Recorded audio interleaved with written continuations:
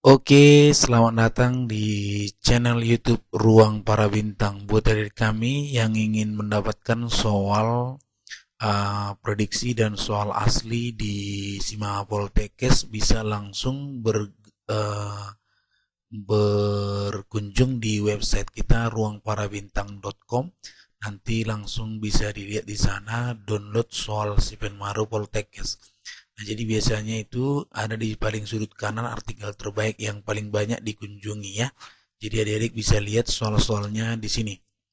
Nah, ini adalah soal-soal Simaha Poltekkes atau Sipenmaru Poltekkes dari tahun-tahun sebelumnya. Nah, jadi adik-adik boleh memanfaatkannya, tinggal download. Nah, boleh juga adik-adik mengikuti bimbingan untuk mempersiapkannya di tahun-tahun berikutnya. Nah, mudah-mudahan adik kami semoga sukses. Jangan lupa subscribe channel YouTube ini jika bermanfaat untuk adik kami semua. Saya doakan bagi adik kami yang sudah subscribe, semoga adik bisa lulus dan bisa membanggakan kedua orang tua. Terima kasih, semoga sukses. Salam para bintang.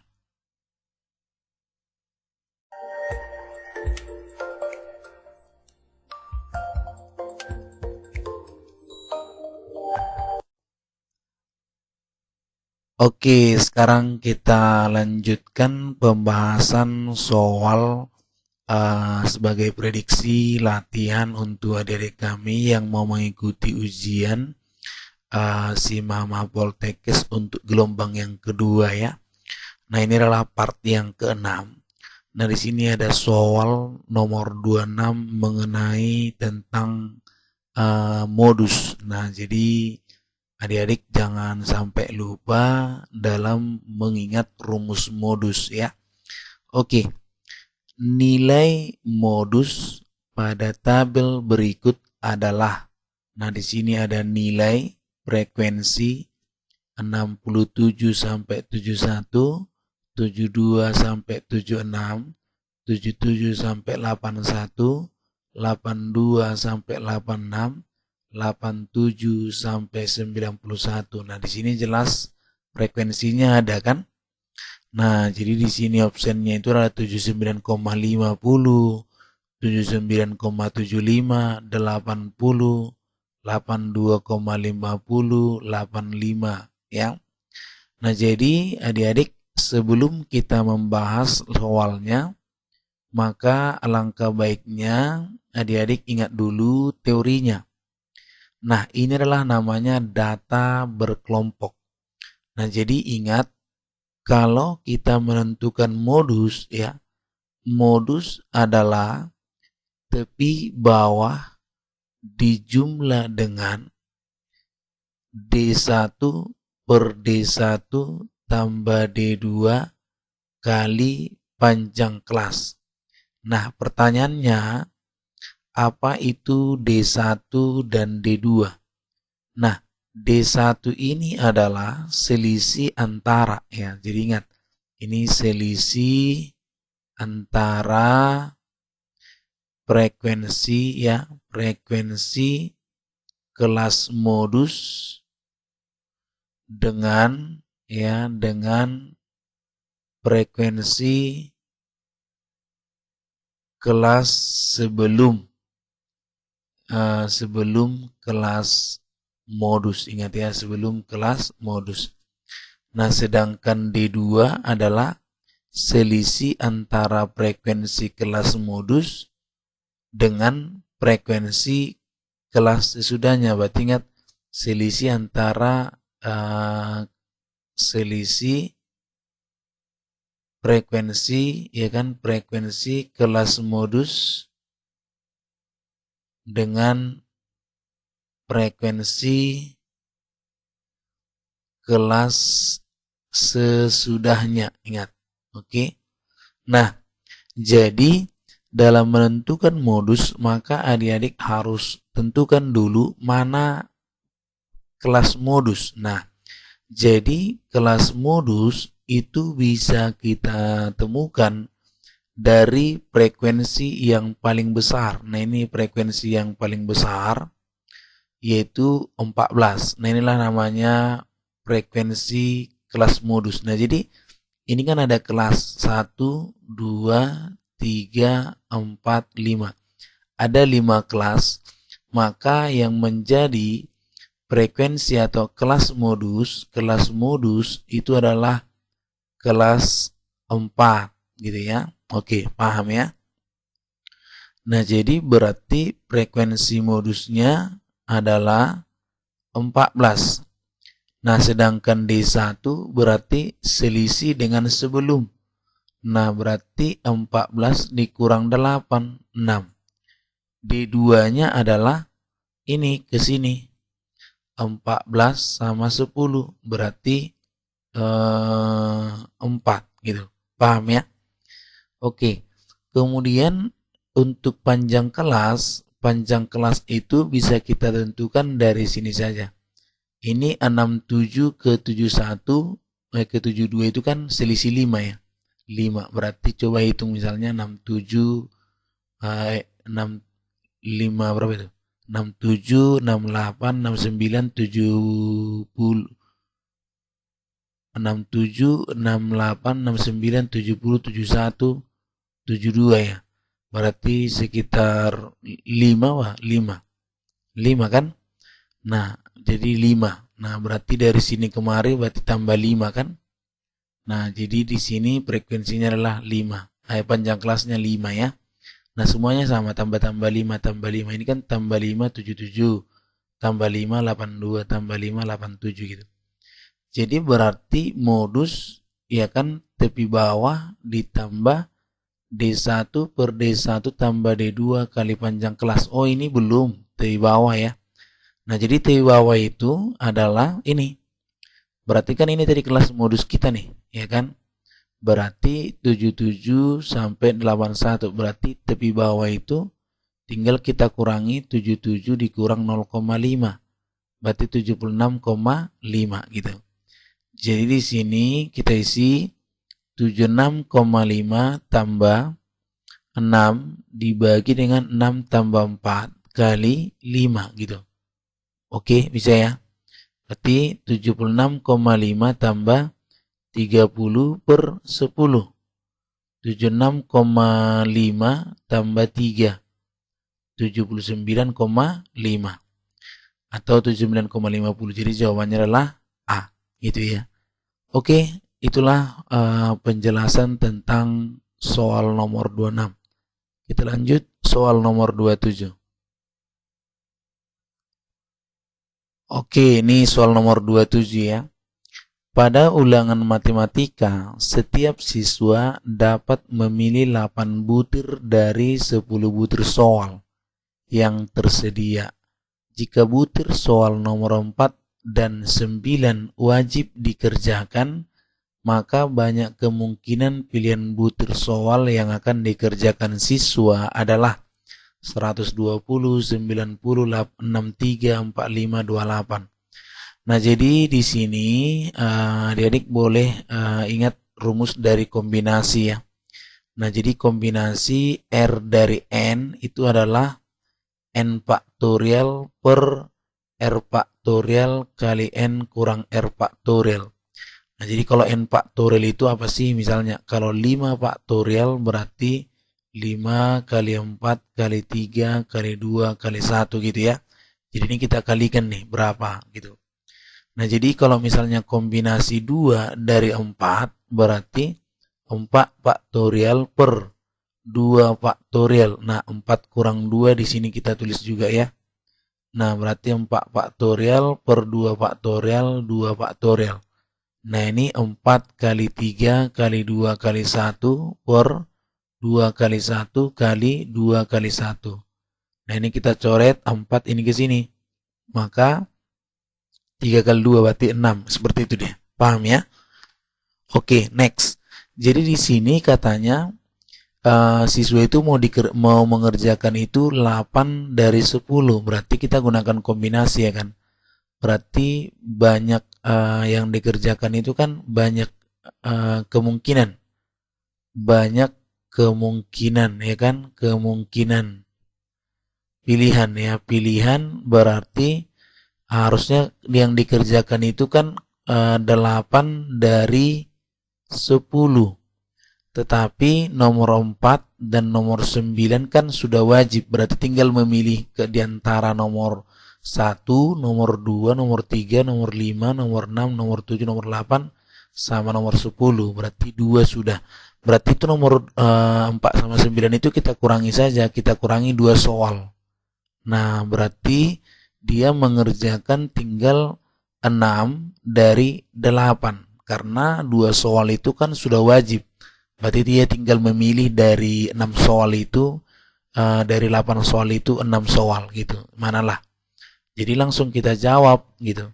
Berarti 8 faktorial per 6 faktorial kali 8 kurang 6 faktorial. Nah, berarti ini kan sama dengan 8 kali 7 kali 6 faktorial. Jadi kita jumpakan dengan yang di bawah ini. Per 6 faktorial kali 8 kurang 6 itu kan 2 faktorial, daripada kita buat 6 sampai 1 nanti kan. Ini kita coret nih. Jadi 8 kali 7, 56 per 2 ya. Maka hasilnya 2 lah, 28. 28. Jadi jawabannya adalah E. Seperti itu dia. Oke, next kita lanjut soal nomor 28.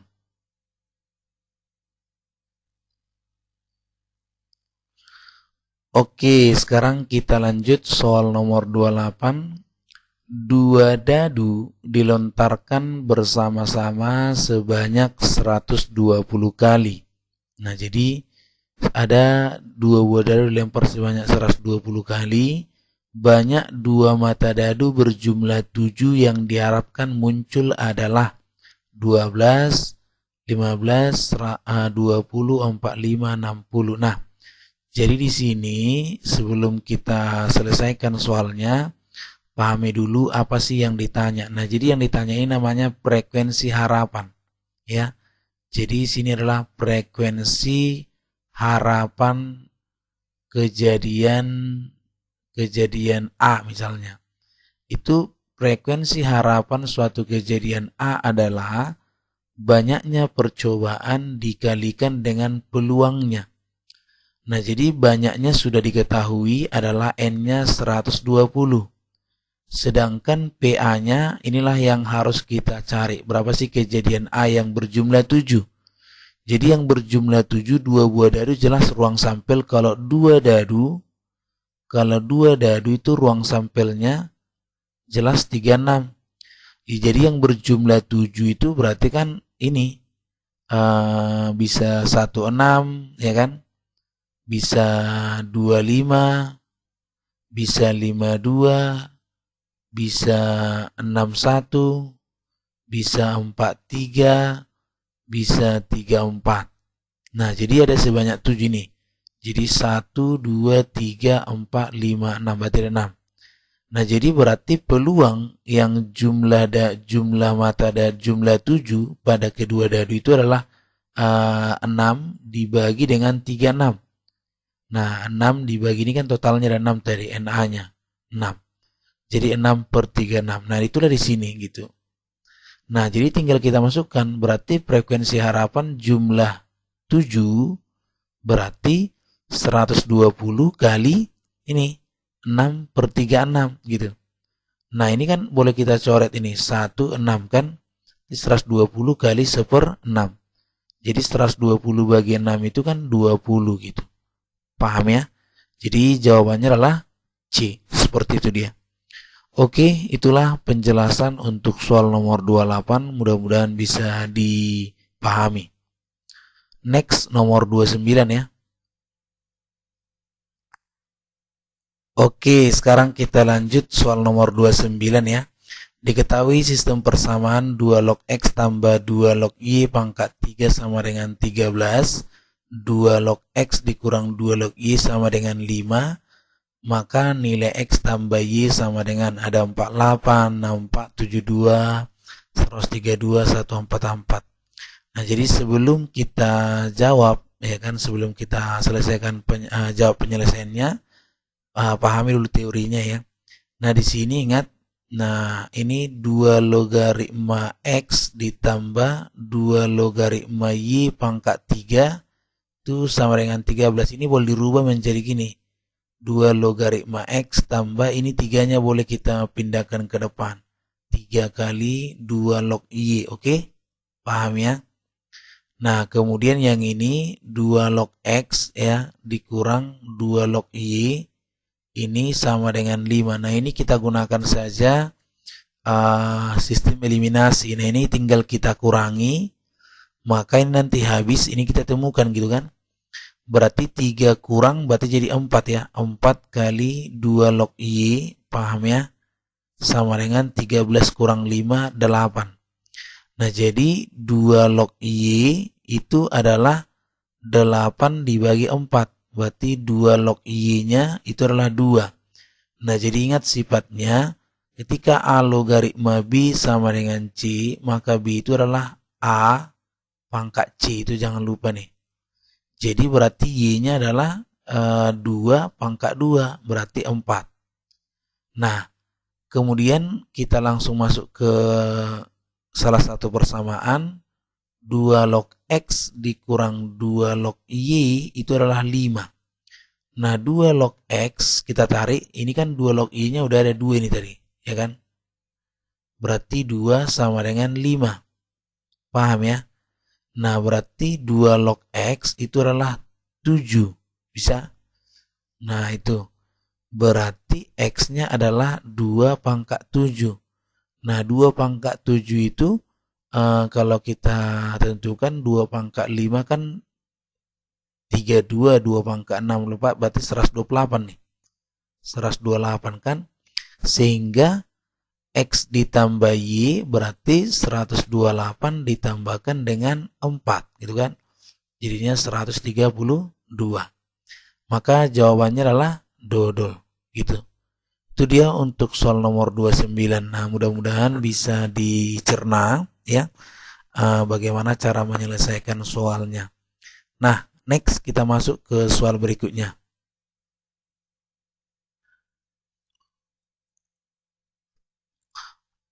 Oke, sekarang kita lanjut di soal nomor 30 ya. Diketahui A sama dengan 27, B 1/6, dan C sama dengan 4. Nilai dari A pangkat 3, B pangkat min 2, C per A pangkat 5, B pangkat 4, C pangkat 3. Nah, di sini ada jawabannya 1/1/3, 1/1/2, 2, 3, 4. Nah, ini kita coba jawab. Sebelum selesaikan, ini kita ingat teorinya dulu. A pangkat M dibagi A pangkat N adalah A pangkat M kurang N. Nah, jadi kalau A pangkat negatif M berarti 1 per A pangkat M. Nah, jadi sebelum kita mengerjakan soal, jangan pernah mengganti dulu, selesaikan dulu ya.